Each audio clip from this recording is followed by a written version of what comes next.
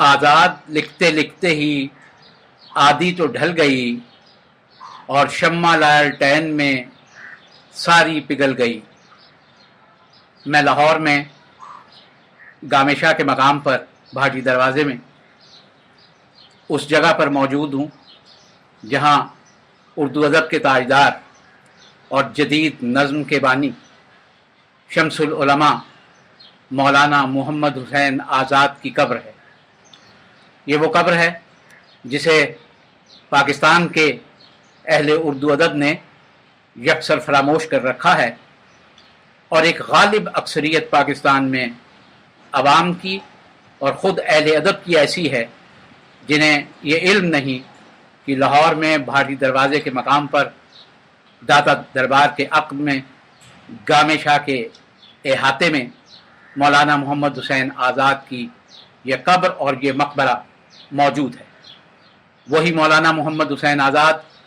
جن کے والد شمس العلماء مولانا محمد باقر کو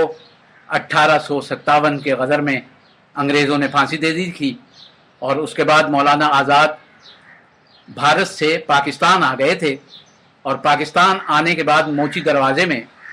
ایک بازار تھا جس پر کافی عرصے تک میونسپل کارپوریشن کی آزاد بازار کی پھٹی یا بورڈ لگا رہا، اور اس کے ساتھ ہی مولانا مظہر علی خان کے گھر کے سامنے اور آج کی نثار حویلی اور مبارک حویلی موچی دروازے میں جانے سے قبل کونے کا گھر مولانا محمد حسین آزاد کی قیامگاہ تھی۔ اسی لاہور کے موچی دروازے کے باغ میں مولانا آزاد نے اپنا سر درخت سے ٹکرا دیا تھا، جس کے بعد 9 محرم کو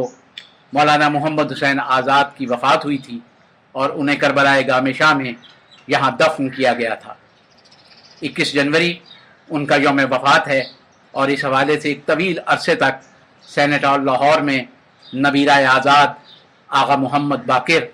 اور میرے والد مرحوم مصطفیٰ علی حمدانی آزاد مجلس آزاد کے زیر اہتمام ایک دعائیہ تقریب اور یادگاری تقریب کیا کرتے تھے، جو اب قصہ پارینہ بن چکا ہے۔ نرنگ خیال، سخندان فارس، دربار اکبری اور ایسی ہی عظیم اور تاریخی کتابوں کے مصنف شمس العلماء مولانا محمد حسین آزاد، جو لاہور کے بھاٹی دروازے میں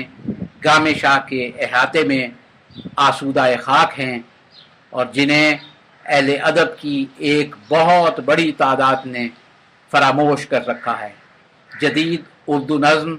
مولانا محمد حسین آزاد کی تا حشر احسان مند رہے گی۔